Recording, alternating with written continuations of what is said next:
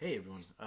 Yeah, I haven't really made a video like this in a minute, right? Like I do live reactions and stuff, but I haven't really made like a discussion video like this. Um, but I don't know. I just kind of feel like making it. I've been thinking about stuff for like a couple months now, and I saw a tweet on Twitter about this, and I don't know. I guess that just kind of like spurred me or motivated me, inspired me to like make this video. But I wanted to kind of discuss and reveal, not reveal, but excuse me, I've been eating some barbecue. Discuss like how my view on Ultra Instinct and Dragon Ball Minus has kind of relaxed a little bit. For Dragon Ball Minus, it's what been like 12 years, I think. I think Jocko came out in 2012, if I'm not mistaken. Was it 2012 or 2013? I know. I think it got localized to English in 2014, so it's been, I guess, 10 years for those who've only read like the English Viz version, the American version. But I think Jocko was first released in 2012 by Toriyama, if I'm not mistaken. So it's been around like 12 years since then, since I read it, I guess, since it's been translated. And for Ultra Instinct, probably what 2018, right? So almost going to be coming up on 6 years. And since 12 years, I think I did make a video on Dragon Ball Minus like very early, like 2012, 2013, whenever it was. But obviously, like as you could imagine, at the time, as you could have imagined, like I was pretty pissed off about it. I didn't think it was. I don't. I actually don't know. I haven't rewatched. I don't. First of all, I don't even know if I did make a video about or a review for Minus or not. Um, but as you could have imagined, like as time went over on, people started to talk about Minus more. Um, Obviously, I was like in the camp that didn't think it was very good for some of the quote unquote obvious reasons. But like I was saying, I was going back to this tweet, and or I saw this tweet, and it just made me like it was only like what like 10 pages Dragon Ball Minus in general. So I want to go back and read it, and I still didn't really like it at all. But there was things that I thought that I think actually like Toriyama kind of did good with, if you will, and maybe some like things that I was probably a little too harsh on, and maybe some things that even I, like people say, and even I probably got wrong at the time, just because like I was so narrow-minded and like one-track minded and bull-minded that I couldn't. I was kind of like so like tunnel vision that I couldn't kind of see like the forest, if you will, or what's that phrase like? You're missing the forest for the trees, or the trees for the forest, whatever that phrase is. So that's one thing. And then Ultra Instinct, on the other hand, I've been like thinking about like just randomly, like when I'm bored and I'm just like sitting in bed or whatever, and I'm just scouring the internet, and I'm just like, oh, okay, maybe that can actually kind of work, something like that. So I want to talk about both those things. I'll start with Minus. So Dragon Ball Minus, really. I have the chapter open over here actually. So I remember one of the things that I said was that Dragon Ball Minus makes Bardock kind of like a caring person and a loving person, and not the asshole that he was basically in the TV special, which is really not entirely true, but not entirely false either. So the first thing you see in Dragon Ball Minus is that, literally in text, it says that the belligerent Saiyans were fighting day and night under the evil ruler Frieza to take over various planets. So, and then in the second panel, it appears that Bardock has a smile while he's like kicking this alien like in the stomach or his torso, whatever it is, right? So it seems it still seems I'm like stuttering there. It still seems that like at least Bardock is still someone that conquers and pillages and does those things willfully and probably happily too. If this is a smile on his face or not. I'm looking at the first page here.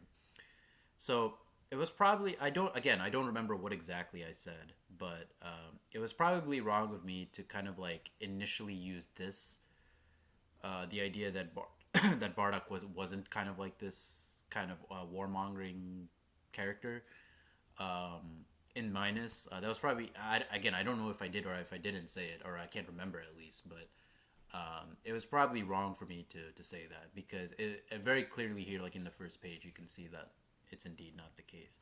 On the other hand, it could mean that what's it called?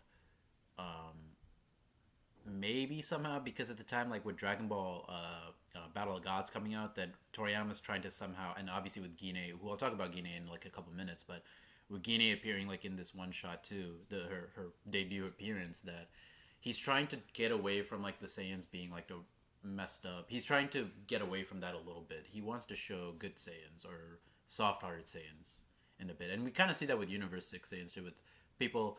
Cauliflower is a little more rough around the edges, but Kaba and Kale, like, they speak very like softly and politely, right? So getting away from like that barbaric or those evil Saiyans, if you will, I think is something that has been spawning in Toriyama's mind, and I think that idea in general is just not the right thing to do, and it's not a very good thing to do. And I'll explain why. It's mainly in relation to Goku and the entire like culmination of the Saiyan and the Namek arc. But that I'll get to that in like in a couple minutes. But again, I think the fact that Bardock is like still like, you know, fighting random aliens on Frieza's orders, I think works. And he still seems to be doing it like on damn, I have to like scratch my back. But whether he's doing it like willfully or just because he's under Frieza's orders, I'm not quite sure. Because again, like he's smiling here and he seems to be like doing it right, like he seems to be smiling like while he's like fighting. So maybe he's just like enjoying like fighting at no expense, or at any cost, I should say. But when you see him talk to this guy, I think his name is Beat. I think they named it Beat, if I'm not Beats or Beat, if I'm not mistaken. He says like "damn Frieza" like in the next page, and that to me that is actually one of the things that I don't like. And I remember like I talked about this way like 10 years ago, like when I was first joining YouTube. This is one of those things that I don't like. Specifically, this whole like the Saiyans be like, or this Saiyan saying like that damn Frieza. And then Bardock, it seems like when he says like take off your scouter, they'll hear you. He seems like he's kind of like in agreement, maybe not. That doesn't necessarily like 100% indicate that, but you can kind of like that's a possible interpretation, right?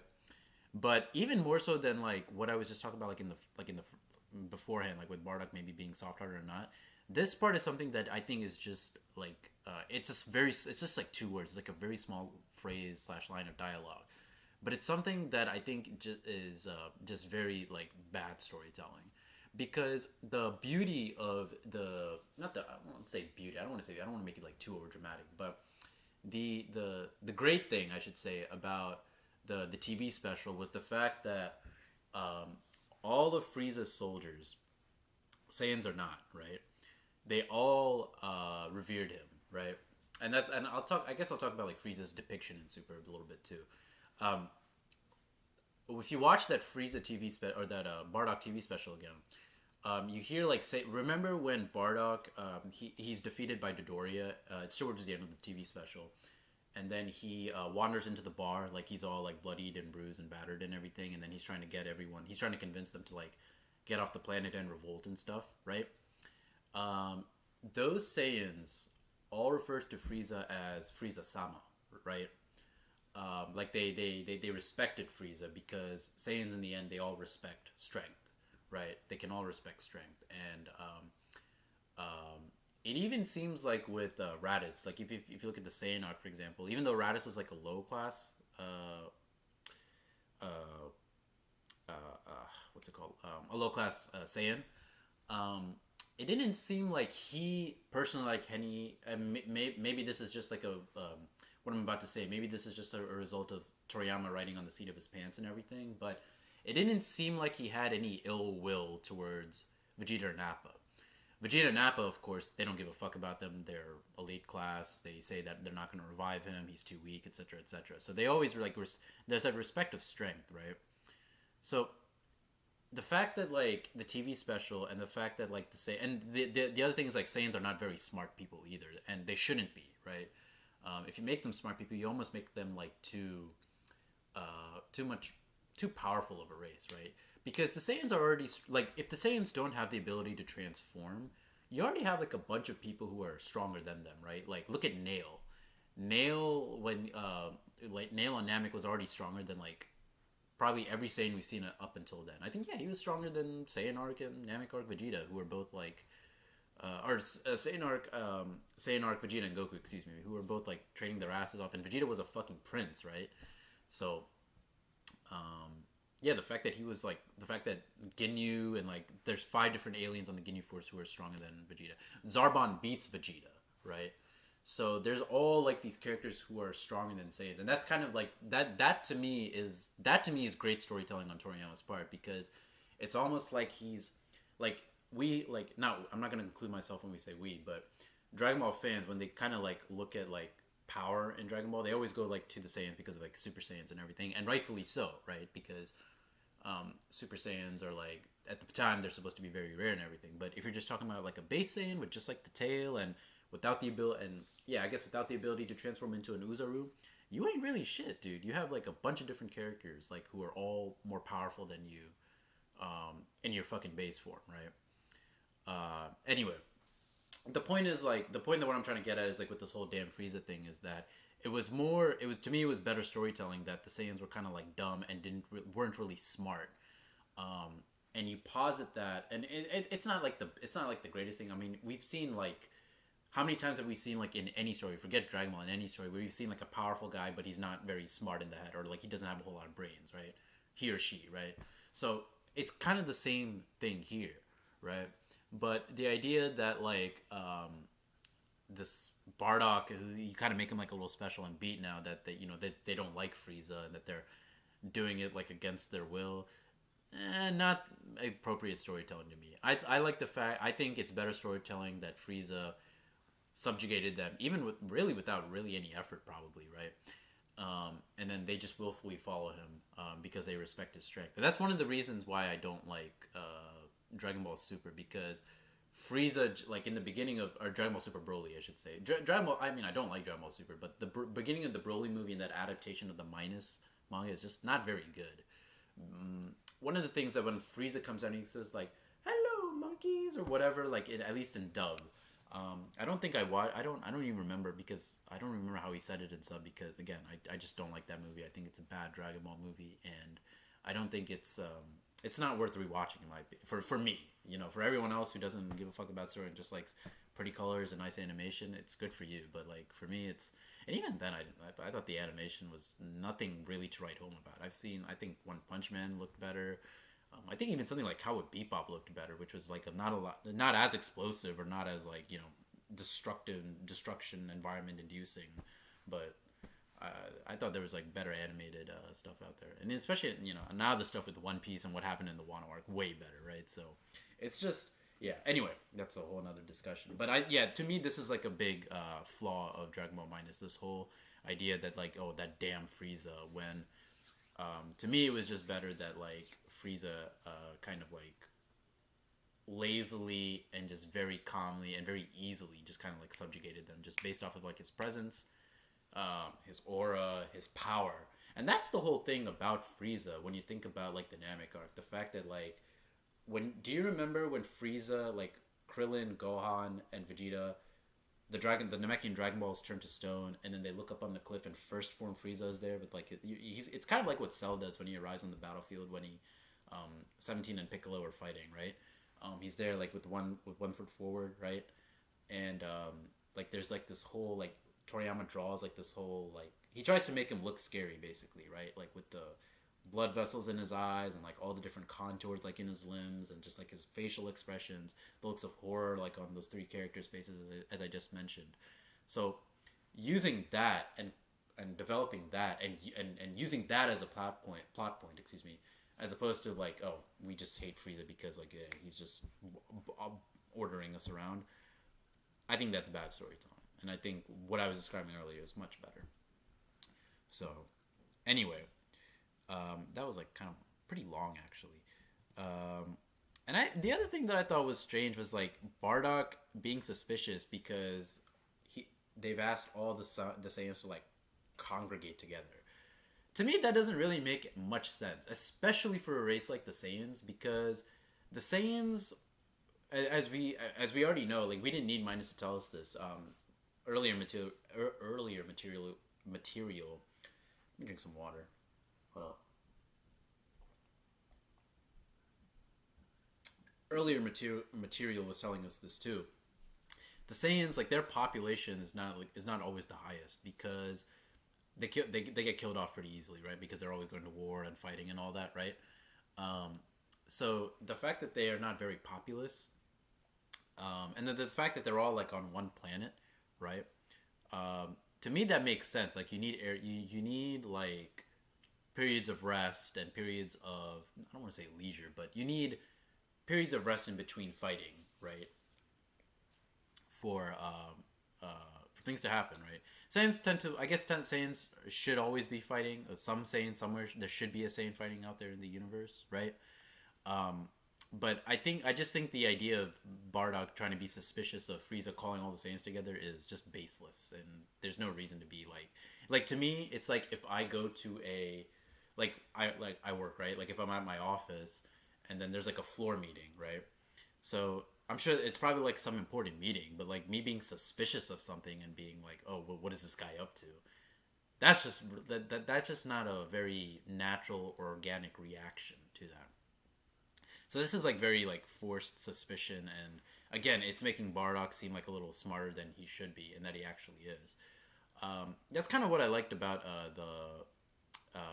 and that's why I think TV special like actually a dumber Bardock actually is more in line and more fitting because he's low class, um, and it takes him seeing the future to be able to like and knowing what's coming next. Like him, a low class soldier, it takes him seeing and knowing that to kind of like try and change it. You know what I mean? And obviously that doesn't come to pass. And being and talking about, I'll talk about actually one of the things I do want to talk about in this video is Fate, and how my feelings about Fate have been like they've pretty much actually completely reversed. But that's later in the video. Anyway, I don't like this reaction by Bardock too much, to be honest with you. And you can even see it, like this guy is saying like he's saying like you're thinking too much, ha ha ha ha. So anyway, um, and then you go to the next page and you see this guy with like a I don't know he kind of looks a little bit like Nappa with like a very fucked up like GT Vegeta slash Gohan slash Yamcha hairstyle, right? And he says, "Good to see you're still alive." And I don't. And again, that's again these feelings of like camaraderie between Saiyans is not very good, except in the case of Bardock and Toma and Seripa and Pumbokin and I forget the fourth guy's name. Is it Shugesh or something? I don't know. I always forget. I always forget the members of his team. It's Toma, Seripa for Parsley, Pumbokin for Pumpkin, and then the fourth guy or Totapo. There we go. Yeah, the potato guy, Totapo, right? The guy who looks like Frank Reynolds a bit from It's Always Sunny in Philadelphia. If you guys don't watch that show, watch that show. It's fucking funny as hell. But that's what really made Bardock and that group of Saiyans like special, right? The fact that Bardock like looked out for them and that he was friendly with them, as opposed to like all the other Saiyans who don't really give a shit about one another, right? That was the unique thing about Bardock and his crew and his gang of Saiyans there, right? This seems to suggest like this random NPC saying like good to see you're still alive just goes to show like some sort of like loyalty between like low class Saiyans, and I don't really like that. I don't think that's really I think that takes away from the uniqueness of Bardock's relationship with this crew. Even though Toma and all of them weren't like, you know, super important characters in the long run, right? That at least for what that did for Bardock as a character, gave him some sort of like nuance, you know. So again, I mean, again, this is just like a very small line of dialogue, and it's like a very like basically like meaningless phrase here. But this is something that I've mentioned before, right? Small things like this, right? Even so, it's think of it like a pebble. You know how you have like a pebble in your shoe and like it's annoying and you just want to get the fuck out of your shoe and everything, right? So think about like millions of those small ass pebbles and you bring them together. Now it's no longer a pebble. Now it's like a pile, right? To me, that's how I feel about like not just Minus, but Dragon Ball Super as a whole. There's just like all like these small, meaningless things that are just very annoying, and those pebbles, little by little, they just stack on top of one another before they're no longer a fucking. They're not longer just like small pebbles. They're a fucking like big pile and mound of pebbles. Now, obviously, these pebbles, they're not just problems. Not all of these problems are just pebbles. Is what I should be saying. There are problems in there that are like stones and boulders and mountains. But for the purposes of this minus quote unquote like review, if you will, um, these two things are just pebbles. So anyway, yeah. So then they talk about Super Saiyan and Super Saiyan God. Yeah, I mean the whole Super Saiyan God thing. Again, I like the way Super Saiyan God looks. I just don't.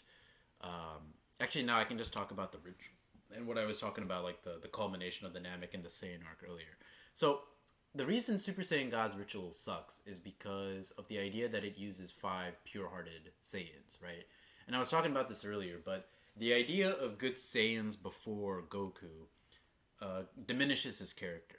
It completely diminishes his character because what made Goku special as a character, or unique as a Saiyan, I should say, and special as a character, was the fact that see he was from a race. He was from the he was a Saiyan.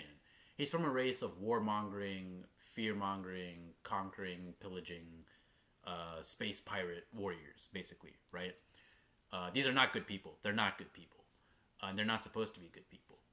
The fact that these group of terrible people were killed by another terrible person, and the weak guy, and again, weakness is kind of separate. I'm just the strength of Goku as a baby is kind of like a separate discussion, but I'm just referencing it here to just kind of like highlight like what makes him special. The fact that this guy, this low class Saiyan with at the time of birth with a very weak power level, right? The fact that he grew up to be the Super Saiyan, and the fact that he was a good-hearted Saiyan, right? And the fact that that was the guy who avenged the Saiyan race. That irony is what makes the whole quote unquote. It's not even the tragedy. The destruction of the Saiyans really isn't even a tragedy, but it makes the whole near extinction of the Saiyans that much more great because it wasn't some like revenge. It wasn't some guy with vengeance. Some guy necessarily with vengeance in his heart, right? It wasn't some guy that like some surviving member of the Saiyan race that came back and avenged, what Frieza did. It was a guy who was kind of like, for the most part, oblivious to what happened and to his history, right? The fact that he was so opposite from all the other Saiyans, and the fact that he was like a low class Saiyan, and that he started out weak compared to other Saiyans. That guy became a Super Saiyan, and he was the one to defeat Frieza. Now, obviously, Trunks kills Frieza, and that's Vegeta's son, and that also is like actually like very good like symbolism, and that's a good allegory too. But actually, yeah, that actually is a good. I never really like expanded on that, like Trunks killing Frieza, how that's actually kind of like good symbolism. But um, uh, uh, the fact that Goku was the like for all intents and purposes, we knew him as the first good Saiyan, and it was that first good Saiyan that Saiyan who's so unlike others that he became the second Super Saiyan because obviously we know like there was a Super Saiyan before 1,000 years ago, at least according to the original manga. And now that you have like five pure-hearted Saiyans, good-hearted Saiyans that can also turn into a Super Saiyan, five of them, when the legend's supposed to be that only one of them appear every 1,000 years, that's not good storytelling, and that completely like ruins like what the Namek arc and what the Frieza arc were about, or the Namek and the Saiyan arc, what Goku's character arc was summing up to be at the end of the Namek arc, and yeah, so that's not good storytelling. But again, this is like one of those pebbles that I'm talking about. He says Super Saiyan and Super Saiyan God, where it's like Super Saiyan God is just three words, small pebble, but it's so direct and blatant and stark, like in its own fucking like speech bubble. And the other thing is like if you read this here, I don't know how they say it in the Japanese. At least I don't remember, but Kikuno, I think this guy's name is Frieza's attendant. He's saying, "Master Frieza, I'm sure they're just the usual heroic legends we hear about all the time." He doesn't just say legends. He takes, or the translator at least takes the time to put in the word heroic. So now you can see this is what I was talking about earlier. This shift of like the Saiyans all being evil people to what's it called? the shift of like good Saiyans being there before Goku. And if there's good Saiyans before Goku, that just kind of that does really it's one thing to like make it so unbelievable because Super Saiyans at the time were supposed to only appear like a thousand years, right? And of course the fact that like for a group of people that well, at least here it says several thousand, right? But even several thousand doesn't seem like a very. I feel like the population of Saiyans should be much smaller than that. Not several thousand, maybe like 2,000 or 1,000, something like that. Whatever. But anyway, that's one thing, right? But to completely take away from Goku's like what made him unique as a Super Saiyan, that's not really good. And this whole again, Super Saiyan God is one thing, but then when it says heroic here in the next speech bubble, yeah, that's just terrible. This is actually probably one of the panels that actually annoys me the most in Linus. So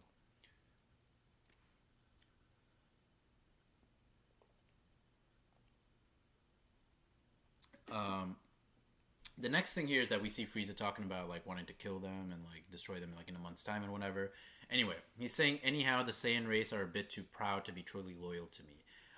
This is actually true, but the fact that he's trying to destroy them based off of this, I think is the because they're a bit too proud to be true. That being like a subsequent reason. I don't think that should have been added because Frieza, if I'm not mistaken, he always knew that Vegeta would betray him. I have to rewatch and reread some of the Namek arc, but I want to say that there was a line of dialogue where Frieza said that he said that he knew that or he suspected Vegeta would betray him someday, etc. Or like he's not surprised that Vegeta betrayed him, something like that, right? Um, but the fact like Frieza's whole character arc and then like one of his character traits in the Namek arc is him being lazy. The fact that he reacts to things like so nonchalantly, the fact that you see him like mostly in filler, right? I don't think he does it in the manga. I could be wrong, but you don't really see him like swirling like a glass of wine, like in his hand and like sipping it, speaking like in this very polite and like laid back manner, right? Um, and the fact that he has to exert himself and reveal his true power gradually and slowly and not use too much power, like you remember, like I think he said that he'll only use like one arm against Snail. This whole concept of like laziness and doing things like very like lazily and easily, that's a huge part of like Frieza's character. That's one of the things about Frieza's character in the Namek arc, right? So the fact that he's being so like sharp and on point here and like concentrated and focused is kind of taken away from that. Frieza is like a character who is so proud and arrogant. He's so confident in himself. He's egotistical. He's so self-assured in him and him being like he's an emperor. He has an empire. He owns all these planets, right? He's gonna get the Dragon Balls and wish for immortality. He's so self-assured that for him to kind of be like sharp in this moment isn't the most or like at least sharp when he's like very laid back now, right? Or that he's like this kind of like schemer, if you will. I don't think that's very good. I don't think that's very good. I think when he's under duress and then he pulls like some kind of quote unquote brilliant tactic out of his ass, that's a little better storytelling. Like when he's fighting Super Saiyan Goku, he's under the impression that he can't beat him, right?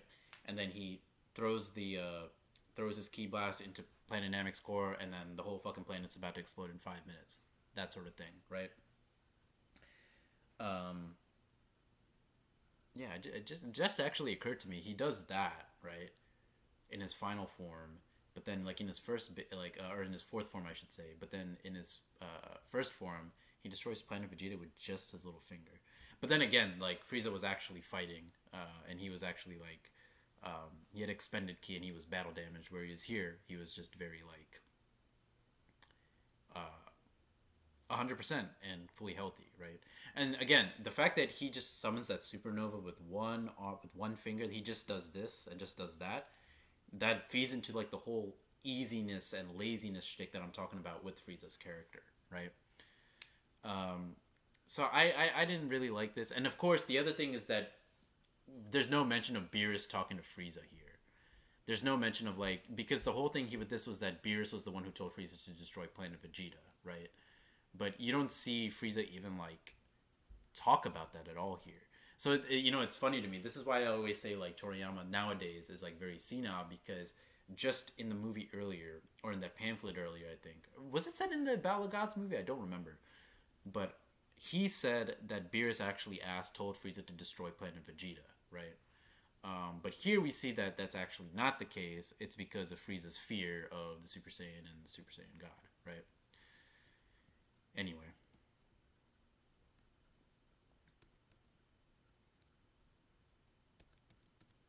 we will execute our plan in a month's time. Yeah, and I just think the way that Toriyama draws Frieza's face here when he says we will execute our plan in a month's time is just a little too dramatic for my taste. Like he's drawing like this like this like as though Frieza has like some very like incredible plan in his head, and I don't know. I would have liked like something like the side panel that Toriyama has drawn here on the left and page what is it 237? Yeah, it says 237 on the page. So anyway, but won't the surviving Saiyans suspect you? Ha ha ha! Just tell them that a huge meteor fell on the planet. See, that's another thing. Why would the Saiyans necessarily suspect Frieza? Like, why wouldn't they? Like, the Saiyans must have like many enemies across the fucking universe because of like how they fight and what they do. So the fact that they suspect Frieza over everyone else to me is just, again, that's just forced storytelling, and I don't like that. But the fact that they'll believe that a huge meteor fell on them, I think that makes them gullible. It's a believable lie, to be honest with you, at least in my opinion. Within the conventional Dragon Ball world, if you told someone that a planet was destroyed because a huge meteor fell on it, I think I could believe that.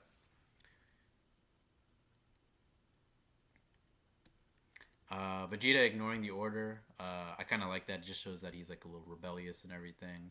Um, I feel like this. I feel like he like if you look at like Vegeta like in the Bardock special though, he's a little more obedient, which I like. Frieza is basically Vegeta's father for all intents and purposes. Like he's seen Vegeta grow up from like a kid into basically a man, right? And he's given him his Saiyan armor. And the way Vegeta respectfully talks to Frieza in that TV special, I think is just it's so great, right? It's not the typical like, for instance, it's really typical when you see like a rival character and the fact that he's had this pride like his whole entire life and he's ready to rebel and everything, right?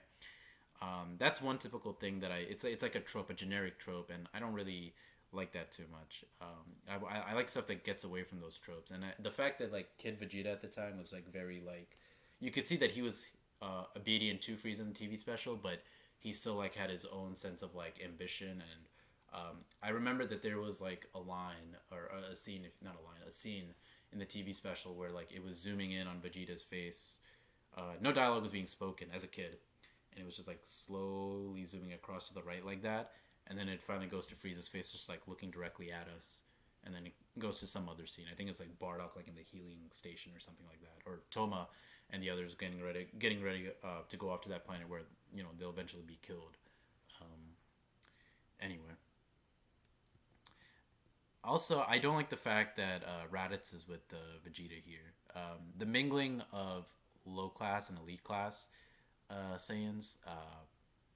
I don't think that's very that doesn't really make much sense considering like how like Saiyan society is structured by class, right? And the fact that they're partnered together, it could mean that like Frieza like sent them together like together, right? But for all intents and purposes, since Raditz is such a weakling, he should really be Vegeta's partner here should be Nappa, not really Raditz. A younger Nappa would have been cooler to see here than Raditz.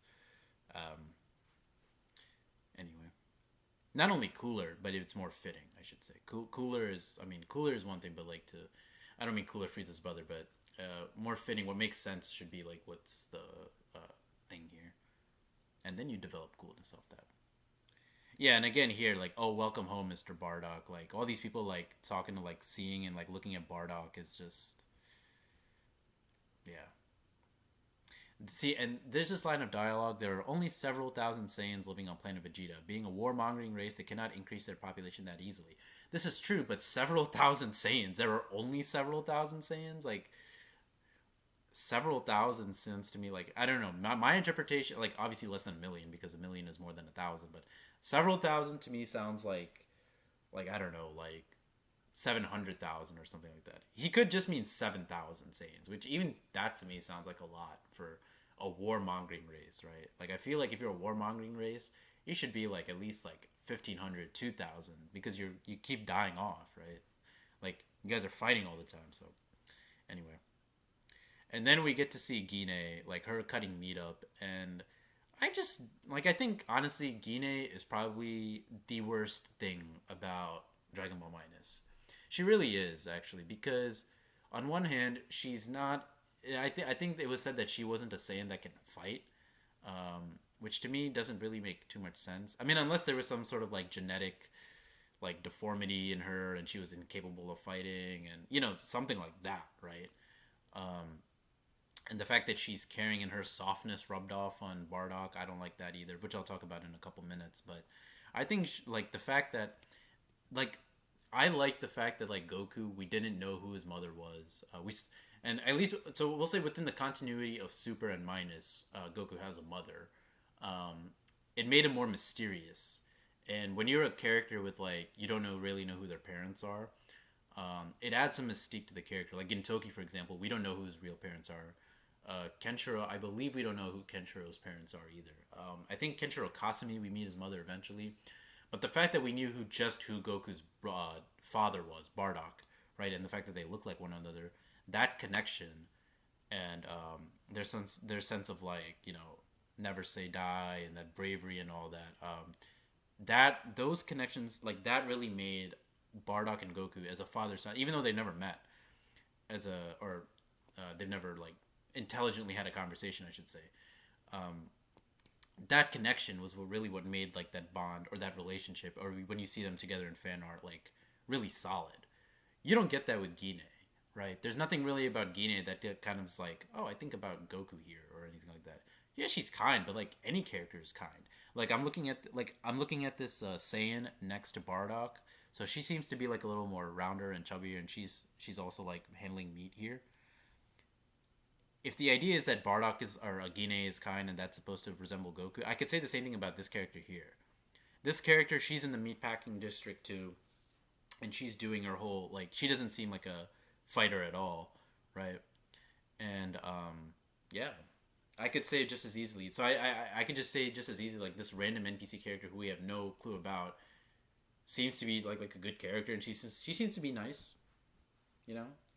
And that's what I'm saying. Like being nice is not very like a unique character trait, and that's what I'm saying about Gine's character and this whole one shot. It's just very generic and bland. Like it's not interesting and it's not exciting. You know, there's really nothing interesting. There are some interesting things here. Like I said, one thing especially at the end, which I'll talk about, but there's nothing really exciting here. You know.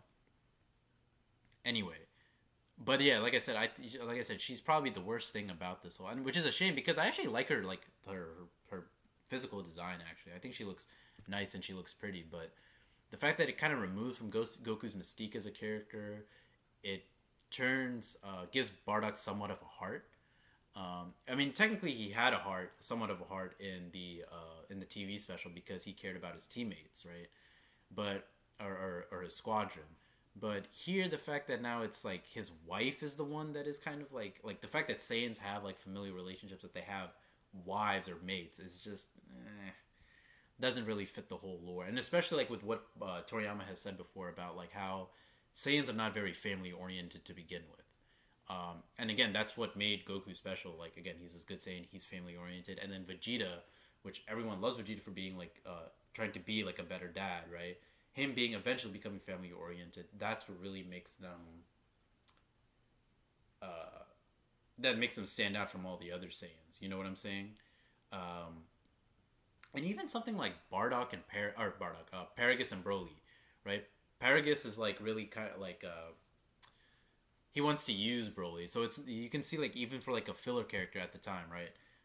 Depending how you feel about Super, that's a whole nother conversation, but Z Broly at least, Paragus and Broly, like he's using him for conquest, you know. Bardock in the TV special didn't love Goku, but he was happy that Goku is the one that's going to fight Frieza, and eventually like avenge them, right? Or he thinks he's going to avenge them. So there was no like love for Goku in the TV special. It was more so uh, incredulity and sort of he was laughing at the fact that like Goku Kakarot, this low class Saiyan with no power, would be the one to like fight Frieza eventually, you know. And he kind of just viewed him as an engine of vengeance for the whole Saiyan race. So yeah, the fact that it's not so much that Bardock gained a heart. Like I said, Bardock has a heart technically in the TV special. It's the fact that Gine was soft, and that softness, the softness is what rubbed. Like you can be soft, and you can be like you can have like some sort of like a sense of morality.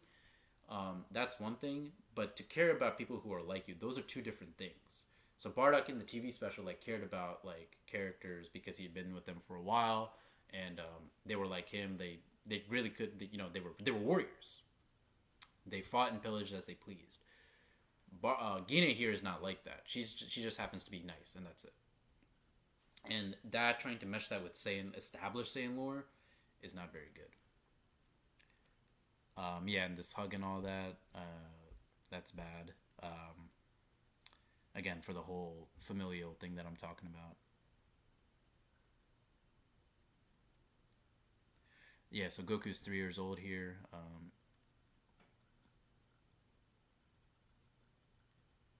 And then Bardock wants to. So then this is the whole thing. Bardock sends Goku away for Kakarot's safety.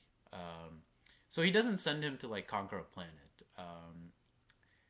It's for Kakarot's safety for him to escape Frieza's attack, right, or what he's about to do.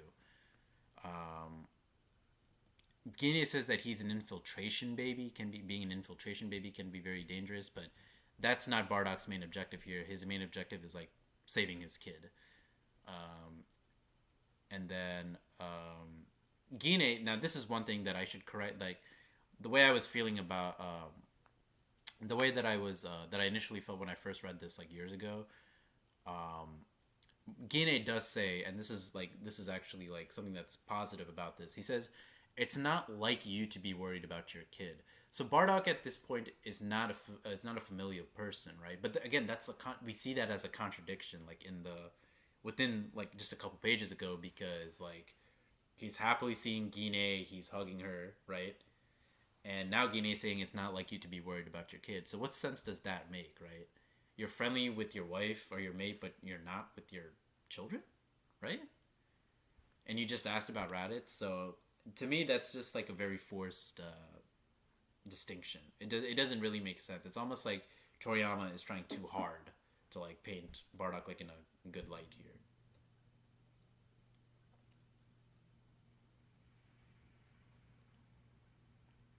Then Bardock says, I must have gotten it from you because you're such a softie. And this is what I'm saying about, right? This is what I'm talking about.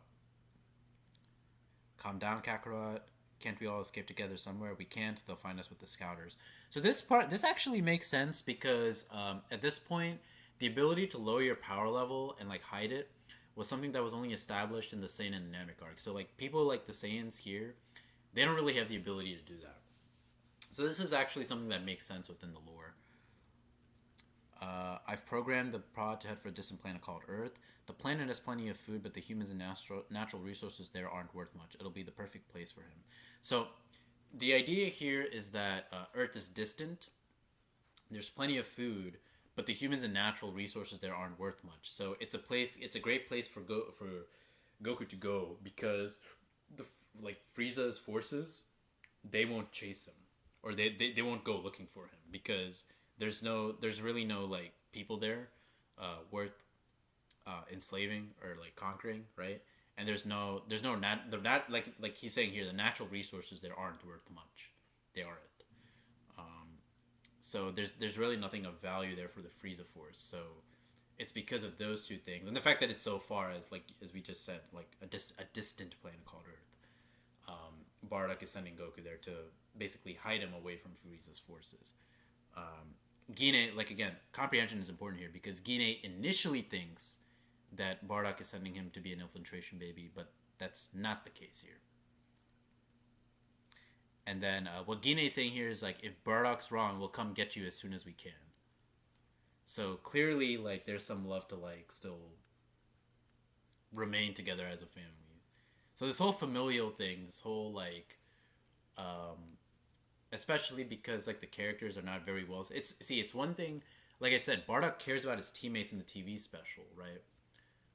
Out of respect for strength and like loyalty and that sort of thing. But it's because they were like they had that bond of like killing and pillaging things together. Here, Gine and looks like Kakarot really aren't like we don't even know how strong Goku is. That's one thing. We don't know if he's weak or not here. It's not really like hinted at. But at least with Gine, like there's still that like someone who's not strong, and he wants to kind of like keep a family together. So this is just not very good storytelling in the long run. And then here's Gine saying, "I'll tell Raditz about this too." And then and this is one line of dialogue I don't like. Remember, you mustn't look up at the moon for too long. I don't like that line of dialogue because if there's anything that a Saiyan wants, it is strength. And he's under the impression, like, if we see, especially we see with Vegeta, right, where he's able to control his Uzaru form, right? I don't know why, like, the only indication here is, like, why he doesn't want him to transform is because of those people. Like he was saying, like, the people were on there aren't worth much, and those natural resources. He doesn't want him to fuck up that whole planet. But on the other hand, a good argument is that if he does turn into an Uzaru, then what he was saying earlier about like the power levels detecting them, maybe that's why he's saying this. You remember, you mustn't look up at the moon for too long because if he transforms, then his power level becomes readable. But then, on the other hand, if you're a fucking Uzaru on Earth, bro, no one's gonna be able to detect your fucking like. You know what I'm saying, right? Like even with like when Raditz died, he wasn't particularly strong, but it was through the scouter and shit that like Vegeta and Raditz were like able to like see like hear about the Dragon Balls and all this stuff, right? It took Goku transforming into a Super Saiyan 3 in the Buu arc for his power to be felt in the fucking afterlife.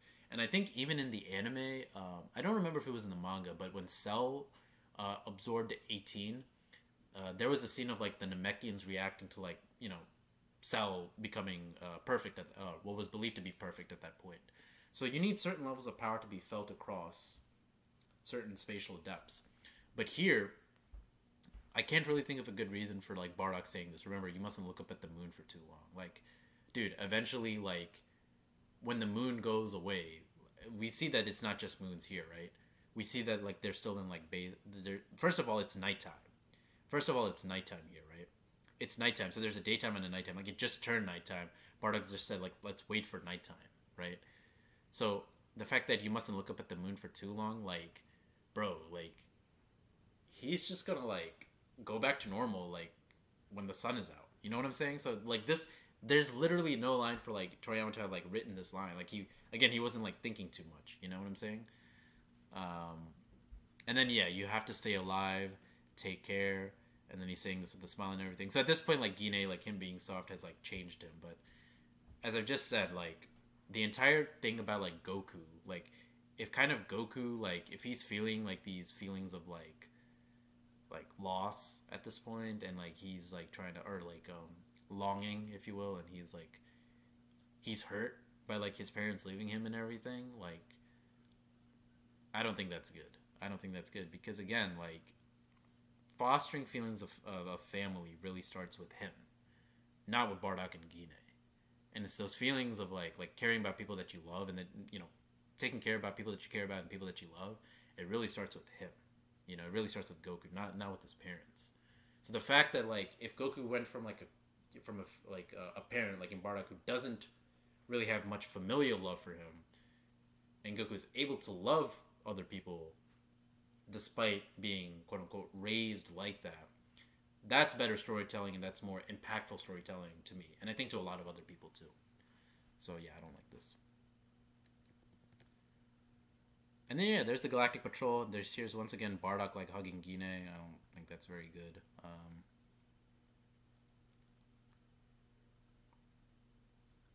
Earth is, and then we see the Galactic Patrol. Earth is a still developing planet ruled by a weak and immature race. The Saiyans must have sent a child, so it should be a simple task for even a klutz. I mean, a highly skilled member like you. So these guys are under the impression that the Saiyan baby is being sent to conquer a planet, but as we just saw, it's not to conquer a planet.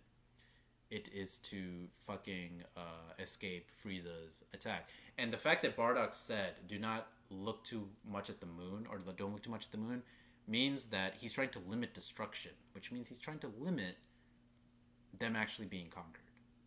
So,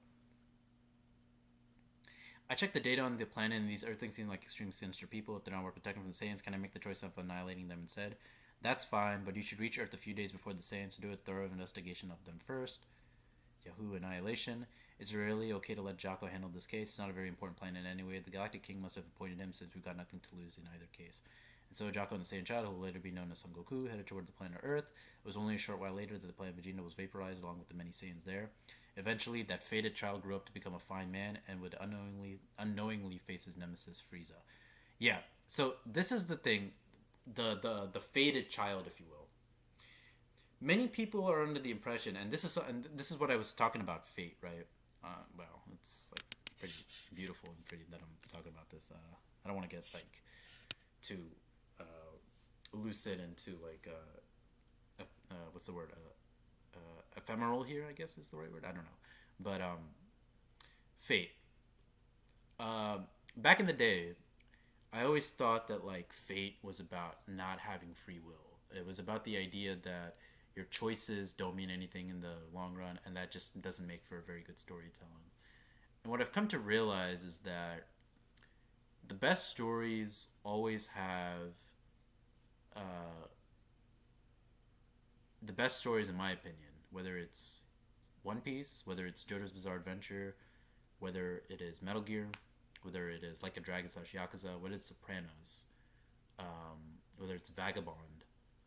All of those stories have to do with a divine fate or some supernatural power or something that is out of the character's hands guiding them along their way. How many times have we seen in One Piece, like, it was his fate? How many times have we seen in Vagabond, if you read Vagabond, Takuan, the monk, saying, like, the heavens have decided your path for you, right? How many times have we seen in JoJo's, especially Araki, talking about God and fate and, like, how it's their fate to, like, do something, right? And I always feel, and it took me a while to realize that, but I'm of the opinion now that I am more of, like, about fate than I am about, like, free will. But the thing is, like, the two things are not opposites. They're not. A predestined fate and free will are not, they're not polar opposites. What I've come to realize about fate is that, and again, I'm not trying to sound like a philosopher or anything here, fate is a ever-changing, amorphous, cloudy-like thing. It's not something with necessarily, like, definite form. Fate to me is like one of my favorite rappers, Nipsey Hussle. He has like this great line about how when will preparation meet opportunity. So he works, and someone works. They make their own choices. They make their own decisions. They do their own shit, and then through that, some random opportunity, some coincidence, will cross. There will be some sort of like intersection there, and then you come to a decision, or you make a choice there, or you either accept your fate or you reject it, right? And that's to me what it is. Fate is about the intersection. It's about the combination and the intersection of the divine, otherworldly paths and your choices. It's not just one or the other. And when you get to that intersection, whether you accept or you reject it, whatever it is, right? That in of it itself is still fate. That is still your fate. That is still a fate, right? It's not that if I reject like this whatever, or I say no to like whatever like this situation is, right?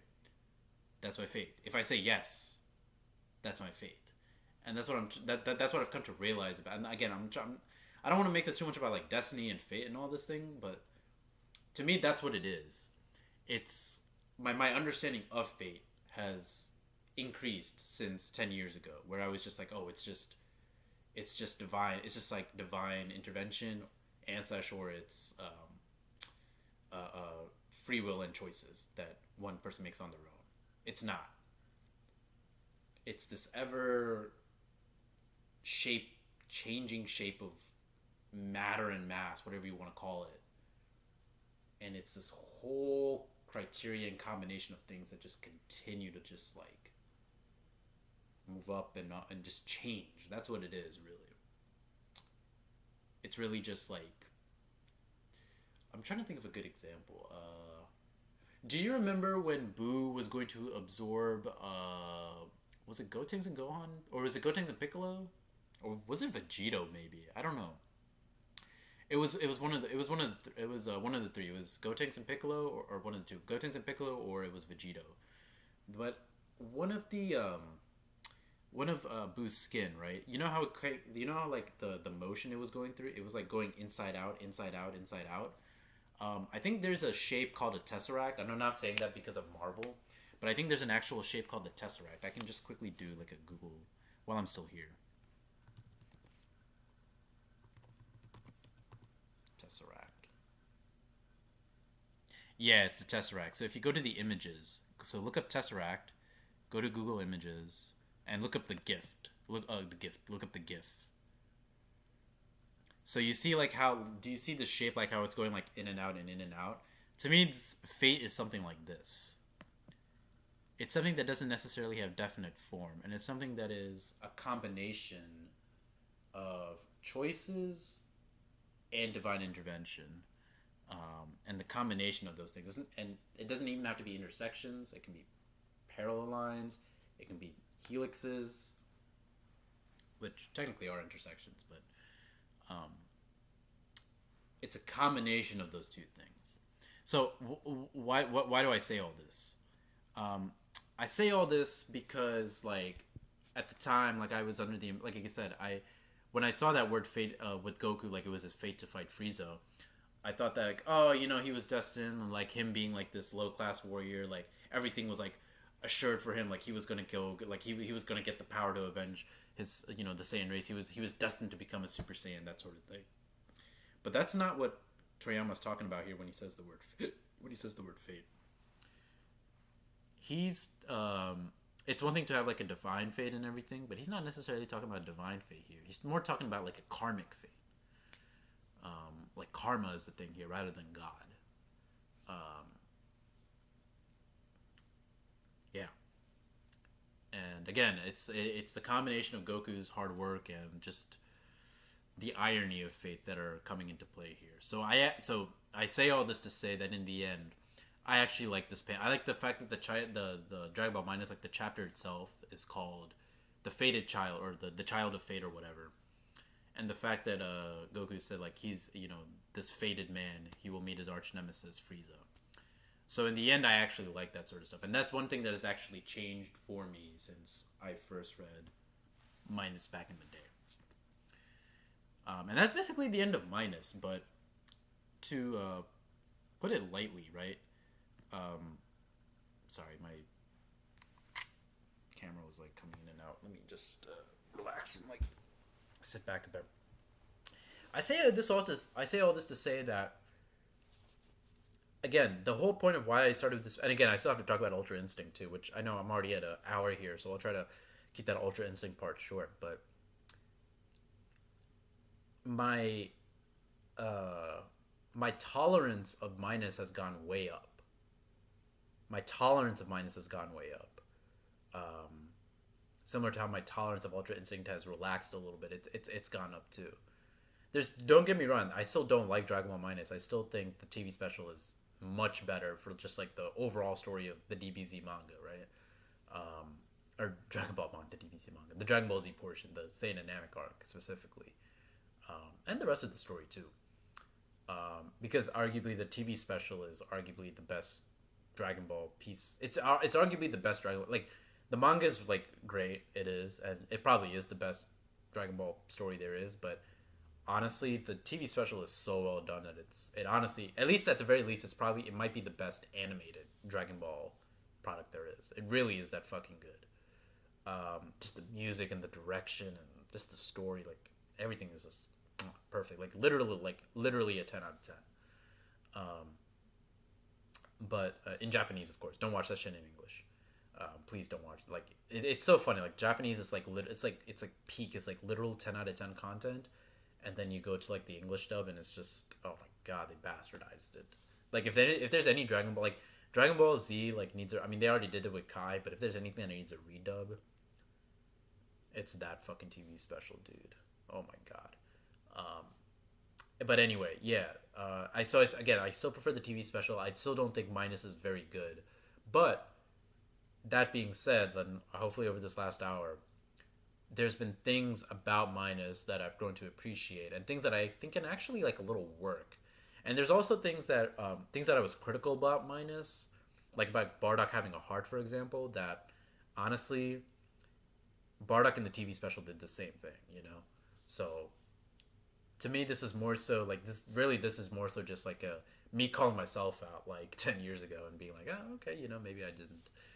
I was maybe in the wrong. I was still in the right for some things, but in the wrong for other things. So that's what this is. Yeah, but I'm still on the I'm still on the fuck minus train because in the end, this is still like uninteresting and bland and generic, and it still does make it similar to Superman's. Which again, I like. I actually like Superman as a character, and his Superman's birth or the circumstances of his birth and him escaping planet Krypton. I like all that. I just don't think it fits Goku as a character. It doesn't. So, yeah, there's that. So yeah, that's Dragon Ball Minus. I just want to talk about that. Now at Ultra Instinct. Ultra Instinct, there's been things similar to Minus. There's been things about it that I've grown to appreciate. I still don't like it. I still don't think it's a good form, but there are things about it that I'm more accepting of. And one of the things is so again, I think the whole design of Ultra Instinct with the silver eyes or the silver hair, I think is very uninspiring and something lifted off of Google Images. And I didn't think like Silver looked good with Goku with his outfit and everything, and I still don't really think it does. But I think one way in which it looks good is and I've said this before. I thought the silver hair looked really good with when he was wearing like the blue undershirt, because I thought that was like just like a very good like color combo, right? If it was just like shirtless Goku and just the orange pants, I didn't think it really looked that good. But I did find a way that I thought it could look actually like pretty cool and pretty sick. And I was thinking about the way that it looks sick is actually when Goku has tan skin, when he has brown skin. I made a tweet about this on Twitter, but there are a number of silver-haired characters in anime or games that also have brown skin, and the color combo looks really good. So, as an example, one of my favorite villains ever, the Captain from Hellsing, silver/gray hair, white hair with brown skin. Another example is Noah, or is his name? Oh, Jonah. Jonah, sorry, yeah, Jonah from Jormungand. Or no, is it Noah or Jonah? I forget his name. One of the two from Jormungand. He's like this little kid. He has white hair and he has brown skin. There's also Elena from Street Fighter. There's K-Dash from King of Fighters, one of my favorite fighting game characters ever. There's Dingo Egret from Zone of the Enders 2. And then there's also Silcardo Genazato from History's Mighty Disciple Kenichi. If you guys, it's a very old shonen. Not a very old shonen. It's kind of like from the days of Reborn and Toriko and all that, right? Yeah, it was a manga going on back then. But those are 6 characters. I think I'm probably forgetting a couple others off the top of my head. But those are 6 that come to mind. And all of those guys, I thought just like the combination of like silver hair and white hair with brown skin worked very well. And then I saw like this picture of Goku with the brown skin and like him having the silver hair. And I was like, okay, yeah, this can actually look decent when it can actually look pretty good when he's shirtless. So that's one thing that I've acquiesced to, that the silver hair can actually like work better on him. But honestly, it's when the Goku's an old man that like silver, gray, white hair looks better on him than currently what he looks like right now. Yeah, I just think like if you're gonna make Goku shirtless in Ultra Instinct, you gotta put some tan on him. You can't have like that stock like yellowish. And I'm not trying to be racist or nothing, but that stock yellowish, peachish color skin tone. You need something a little darker on him, a little more tan, a little more brown, for that Ultra Instinct to look good. And Goku has been drawn with like brown skin before in the original manga, so I'd like to see more of that. It'd probably look good when he has like the blue skin too. or the blue skin, the blue undershirt, excuse me. So that's one thing. The second thing is the idea of like what Ultra Instinct is about. So again, I don't really read the manga, but Ultra Instinct's and everyone knows this. Ultra Instinct's premier and signature trait is the effortless dodging that it does, like the graceful and effortless dodging that it does, right? And that is a very that's a very OP power. I think if Ultra Instinct was the ability to uh, effortlessly dodge any and every attack, I think that would be a very good power up. Actually, I think it would be a very I would it not be a very good power, but it'd be a good power up. I'd be more accepting of it as a form, because in the concept of Dragon Ball, being able to just like dodge and not take damage at all, I think is very good. It's very good, and I think it's a very good ability. Ultra Ego is actually the opposite of that because where he's Goku's focusing like on a perfect defense, right? Ultra Ego is about Vegeta taking damage and getting stronger while he's getting hit, right? That's his whole thing. Of course, that's not everything to those forms, but it's the signature and the premier trait of those forms. The other thing, of course, with Ultra Instinct is being calm, reacting unconsciously, exploiting counter or using counterattacks, exploiting weaknesses, using Mushin. It's based off of Mushin, which is like this whole martial art, Japanese Eastern martial arts mental state of mind, right? It's obviously based off of that. Ryu in Street Fighter 6 5, not 6, in Street Fighter 5 used something called the Munoken, the Fist of Nothingness, something similar. And obviously there's like Bruce Lee, like prismatic movements and all this that are part of it, right? But with that being said, the ability to dodge effortlessly and use counterattacks is not something that's unique. How many, like, if Frieza were to fight King Piccolo or Raditz or the Cybermen, right? Him being able to dodge effortlessly and just like not like him to do it so easily would be doable. If any of the Boos were to fight like Goldo, they'd be able to do the same thing. If Jiren were to fight, I don't know, like let's say Super Saiyan God Vegeta or Super Saiyan God Goku, he'd be able to do the same too, right? When you're a character in Dragon Ball who is massively more powerful or superior or who's superior to another character, you have the ability to easily and effortlessly dodge.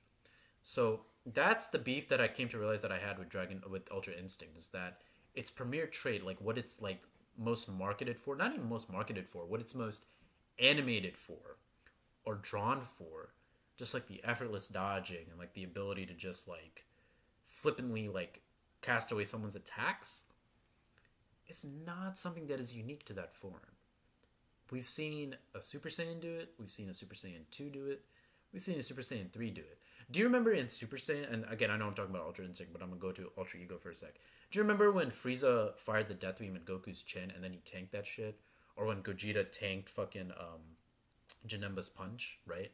And when what's it called? Cell in his second form tanked 16's punch as well, right? He did all that. It's kind of like it's basically what Ultra Ego is doing, except that Ultra Ego is giving the guy like an actual like power boost. In fact, wasn't there a character? Wasn't there a character in the Tournament of Power who got stronger the more you hit him? Was it? What didn't Anilaza or someone have that? I swear someone had that same ability. Someone had that same ability. I'm confident they did. Was it Botamo maybe? I think Botamo just had like a rubbery body like Boo, for example, and that in and of itself wasn't a very like unique power. But I swear, someone in the Tournament of Power they had the ability to get stronger the more you hit them. Yakuman obviously has the ability to like him and Cell had the ability to like suck up ki, right, or energy and get stronger off of that. So I think that's really what the somewhat bland actual designs themselves, the traits of what they're known for, or the premier trait I should say. Like I said, there's more to Ultra Instinct than just effortless dodging, but again, when you think about Ultra Instinct, what's the first thing you think of? It's graceful dodging. Like that's whether that's Super Dragon Ball Heroes, whether that's the Super manga, whether that's the Super anime, whether that's Dokkan Battle or Dragon Ball Legends or Xenoverse, whatever, or fucking Dragon Ball Fighters, whatever it is. The premier trait has always been the effortless dodging, and that really is not a unique trait within Dragon Ball at all. The other thing that I remember that I was making a big fuss about was how Goku activated Dragon Ball, or how he activated Dragon Ball, how he activated Ultra Instinct in the Super anime. Um,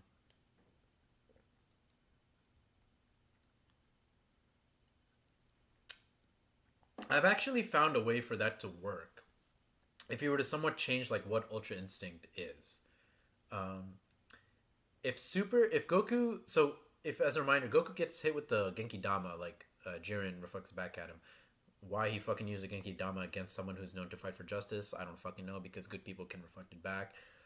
Really fucking dumb. Anyway, well, I mean, I know why they did it, because it's a show for children. They want to do the signature, the signature shit that will like sell, like honestly sell shit.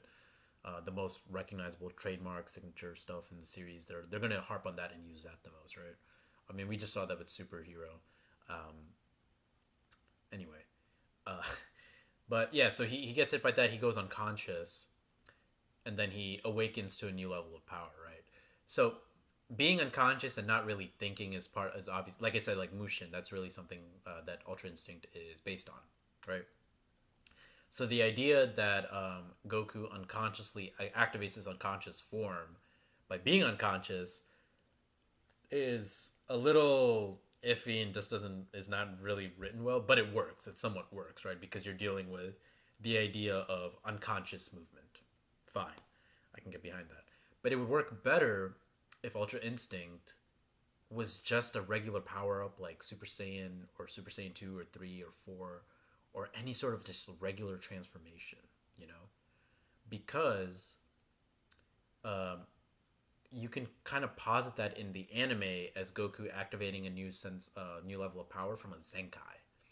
And like what I was saying earlier, Ultra Instinct being known for like its effortless dodging again is not the most unique trait in Dragon Ball because we've seen that a million times, right? How many times have we just seen a character just like casually like dodge people's another person's attacks? And forget Dragon Ball for a sec. Like a whole bunch of other anime do that. Whether it's Yu Yu Hakusho, whether it's One Piece with the observation hockey or future sight hockey, whether it is Saint Seiya, whether it's Fist of the North Star, like there's a bunch of different anime and manga out there that just have the whole effortless dodging and being able to be so much more powerful than someone else and dodge that way. You know what I'm saying? So, um, if Ultra Instinct was just treated as just like a regular power up, like it wasn't necessarily based on Mushin or having to unconsciously think or like using your emotions, which I'll talk about emotions like that'll probably be the last part of my video, but um, if it was just treated like a regular transformation, like Zarbon's transformations or Frieza's transformations or a Saiyan transformation, and it was just like a more powerful form, it would probably be actually more widely accepted by non-super fans because it's just like, okay, yeah, he just got stronger. Like Super Saiyan God, for example, right? Yeah, you did a ritual and everything. You need pure-hearted Saiyans, but you got stronger, right? And when you get stronger, you get more durability. You have the ability to effortlessly dodge, that sort of thing, right?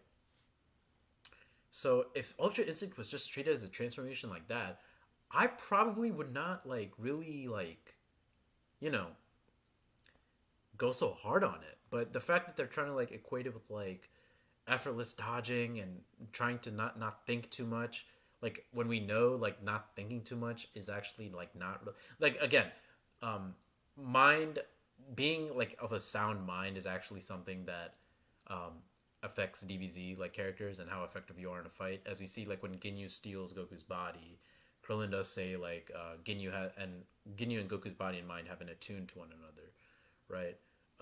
We've seen characters when they fly into a rage, and I'll talk about like I said, I'll talk about emotions in a sec. Their power level, and their strength goes up, right? So the ability to like to have a sound mind or to not have a sound mind it can affect like how strong you are, right? So this entire idea of like being unconscious, right? When we've seen that being unconscious before is just like what it's like you being knocked out, like you're unconscious, right? Like Goku was unconscious like when 19 defeated him, right? Yanto was unconscious when Jiro impaled him, right?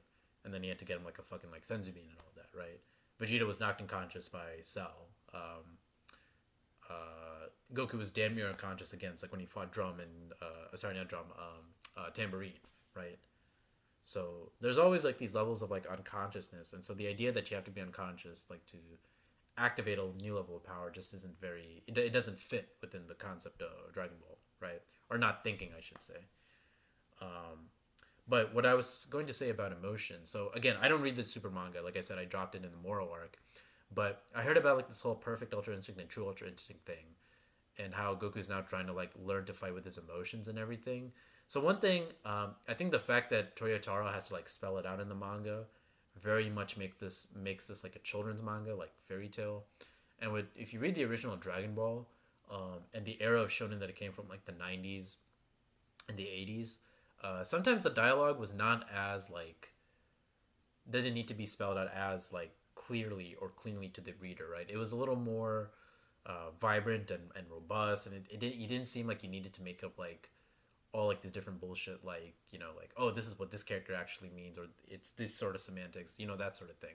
You think about like any sort of shonen like Dragon Ball, Yu Yu Hakusho, or Slam Dunk, or JoJo's, Fist of North Star, Saint Seiya, Sakigaki Otoko Juku, right? Even One Piece and Naruto when they first started, right? And you read those lines of dialogue, Shaman King, even it's not like a character had to say like, oh, I'm gonna fight with my emotions now, right? Like that's not something that a character needs to say. I'm gonna use my emotions in my battle with me. Now I'm not. You know what I'm saying? It's not something that needed to be said or needed to be like so like directly stated like to the user or to the user to the reader. So I thought that was pretty lame.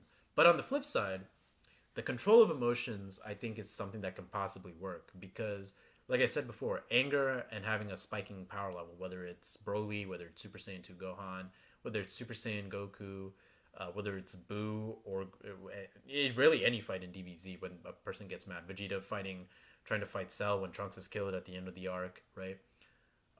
Your strength and your power level goes up and you scream more. But this idea of like trying to like control that somehow or harness it, um, I like that somewhat because Dragon Ball is already like a very stereotyped series in that people always think it's about like, oh, it's no story, oh, it's all about yelling and everything. And if something like Ultra Instinct, like it being calm and everything, like kind of like uh, helps to like take that away and at least make people or remove that image a little bit and make people like watch the original series. That's one positive thing that can come out of it. But on the other hand, Super Saiyan 3 and Super Saiyan 4 were already kind of doing this because Nozawa, when she voiced characters in those forms, same thing with Horikawa as a Super Saiyan as a Super Saiyan 4. Their natural speaking tone in those forms are all like very low. You know, they're not trying to be like like 100% like all the time. When Goku transforms into Super Saiyan 3, yes, he has to transform. But once he's done, then he starts to speak like in a much more like serious, low, calmer tone, right? So there's not so much like battle yelling like as much, right? As if like when they were in their base form as a Super Saiyan, you know? So uh on the and then on the flip side of that, then you have fucking Broly and then Cell Max who are just like roided out characters that just yell their fucking brains out. You know what I'm saying? But you look at characters like Whis, the Angels are the strongest characters in the series, and you might start to think like, oh, okay, maybe this is something that they're going for. You kind of see it, like I said, with Super Saiyan Blue, which is like a rehash of like what Super Saiyan in the Cell arc was like, what Goku and Gohan achieved when they came out of the Room of Spirit of the Time, the hyperbolic time chamber. But yeah, maybe there is something positive to come out of that. Maybe there's just like more of a stereotype about screaming and more about like just stoic, calm movements and that sort of thing. So and one thing one this might sound like stupid or hypocritical, but I don't maybe one or the other or both, but um, I think that one of the things about Super Broly that hurt it the most was that everything was too lively animated. I feel like if things are too lively animated, when you get to the climax of something, or like the like the most important of a fight, if it's just animated with as much energy as the previous moments, it doesn't really stand out. I feel like you have to like build up to that moment. Um, that's why I was always like when I watch something like say like Law and Kid versus Big Mom, right? Do you remember like in the anime when like Law was like flicking like the rocks, and then he was using room to teleport and slash like Big Mom? Not the most flashiest thing in the world, right? Like very like not as flashy as like what we were seeing with Kaido and Big Mom, or even Zoro versus King, right? Like with all the explosions and the ground being destroyed and all the fire and all the auras and the lights and pretty colors and everything, right? It was very quick and clean, you know? And I feel like if you do more animations like that and then you build up to like a very explosive moment, that sticks much more like in a that or that build up, that crescendo, if you will, or the crescendo at the end. That actually sticks like in a viewer's mind more, and I think it's better. Like the build up is better. Like if I just go straight out the gate, like like even something is just like a simple punch is just like right, like 5 seconds of like all these different camera angles, and then they just punch one another, and then it's just like action camera shake, and then just like rocks and lightning going everywhere. And this is just the first punch, right? And then everything after is just like, I feel like to me that's just it's almost like too over the top, right? So I feel like there's got to be some level of like balance and like, yeah, there's got to be some level of balance. Not every phase of the fight should feel like you're fucking like Goku and Frieza on like Namek, you know? Like before you got to Goku and Frieza on Namek, like before the planet was about to explode with like all that lava and the lightning in the sky and everything, you had things like Goku like patiently waiting underwater and like firing Kamehameha up, like two different Kamehamehas up at Frieza, and then kicking him in the face, right? Then you had like something as simple as Frieza doing this and cutting like a whole line, a whole fissure in the crust of Namek, right, or in the ground of Namek. Same thing with Goku versus Majin Vegeta. Do you remember like when they're fighting, and then there's like a very nice quiet moment where like Goku is like trying to sense and find Vegeta's ki in the cave, and then eventually like he finds him, right? And then he tries to like Vegeta grabs him and then tries to impale him like on a fucking icicle and everything, or a cavern spike and everything, right? So you gotta have moments like that, I think, to have a good fight. Anyway, that's kind of like going off topic, but I've been speaking for like an hour and a half. I'm gonna end this video here. But yeah, why did I make this video? Like I said, I just have like things about Ultra Instinct and Dragon Ball Minus that I've been thinking about, like not just today. Like I said, the tweet that I saw on Twitter kind of like motivated me to make this, but that I've been thinking about for like months now. I'm like, oh, okay, maybe I can actually kind of accept this a little bit. But again, in the long run, I still don't like either of those concepts, and I still think they bring Dragon Ball down quality wise as a whole. Maybe hype wise, and like for new generation fans who don't really like who haven't like lived with the series as much as me, or older fans, like they might be okay with it. But I'm more so thinking about like Dragon Ball. I'm looking at it like from the bigger picture, the whole picture, like 40 years of history, not so much like, or I guess in my case, like 20 years of history, not necessarily like 10, like for some of these people. So, um,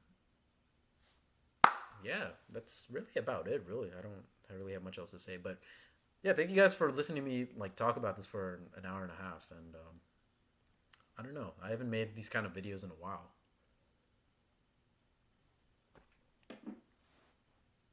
Go figure.